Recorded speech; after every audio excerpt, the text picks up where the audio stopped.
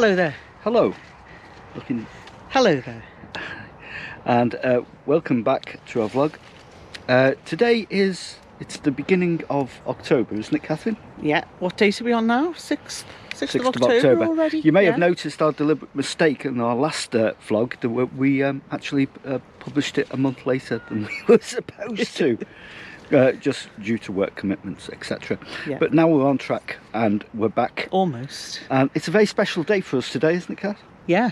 What is it very special for? It's crab apple picking day. Yeah, we pick our crab apples today, and they're very important. Not always on the 6th of October, though. No, I know, but the first week. The beginning of October yeah. is about the right time to pick crab apples. And if you don't grow crab apples, then you're missing out a big trick, because they're a beautiful fruit to grow. Well, they have some of the most beautiful blossom as well in the spring. It's behind us so here. The We've got here is quite ripe now. Little crab apple tree, which we've had for many years, haven't we? Quite a few years, yeah. Yeah, and we always love this time of year where we're able to pick crab apples and make lovely things with them. Such as crab apple jelly, which is gorgeous. Crab apple liqueur. Which, if you do it, you've got a few options to do, haven't you? Yeah. You can do a crab apple gin. Yep. As well, and crab apple whiskey.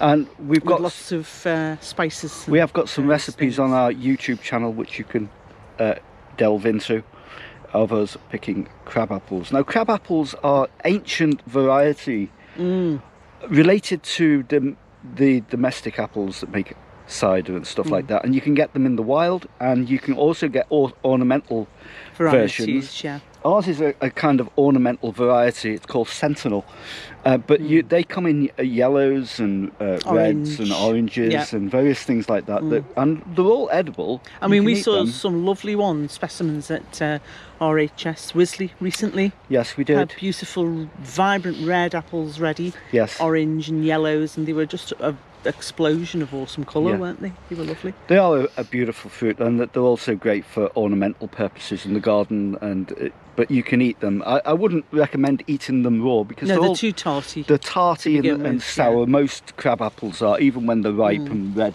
like these luscious ones here.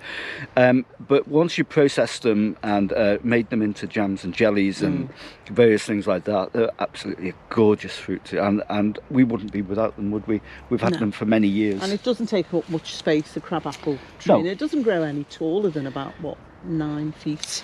Yeah. And this has become a bit overgrown now. It's in a part of the allotment that it still needs continually sorting out. Although we did a bit on it last year and earlier this year, it still needs a bit of cutting back, doesn't it, and stuff like that. But they do thrive.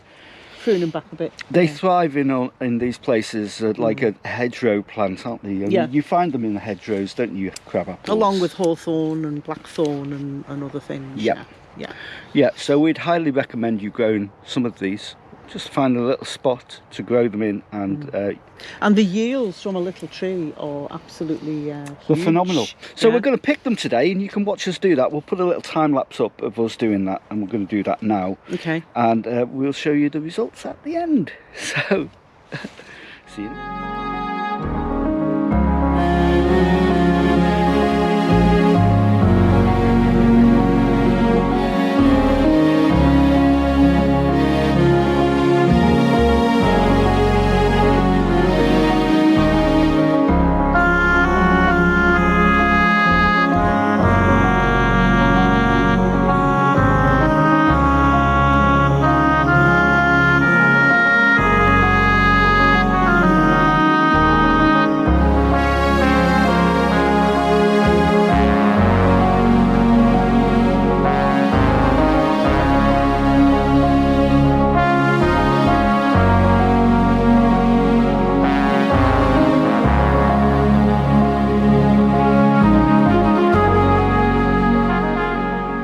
Well, we've got a few pound there, Phil, don't you think? That's pretty good. Yeah, and that's only, half of them? Yeah.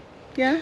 We've left, for sustainability, it's a good idea not to take everything off the tree. And leave some for the birds. And leave some for the birds. When the frost comes, these go really soft, and the birds love them, eating them as a winter food. A winter food, yeah, it's important. It's important to remember that you know, Not everything you grow has to be consumed. You can leave it. no, it's certain amounts good for to wildlife. work with nature, and we always try to do that on our plots, Yeah. because there's more people living on this plot than we are. Yeah. You know, That's right. if you were to look at the postcode of this address, you'd find lots of animals for which this is their home, right? We're just the lodgers. And we're just passing through, so it's important that we grow for wildlife as well. So birds love them, and we love them as well, and we'll be taking these home and processing them. And very underestimated crop, crab apples. That they need to be grown more, and I think they're great for bees in the spring. The flowers blossom is amazing, great yeah. for wildlife on every level. So that's why But we they're love also growing them. high in vitamin C. That's another. Yeah, absolutely. Good, and high in plankton. Yeah. So as you can see, they're perfectly formed. They are perfectly formed apples, and they're lovely in everything that we process. If you want to find out more about crab apples, then you visit. I'll put some video links up at the end of this video, and you can watch them as well. So thanks for watching this short video. I hope you And we'll take enjoyed these it. home and make some crabapple jelly, I think.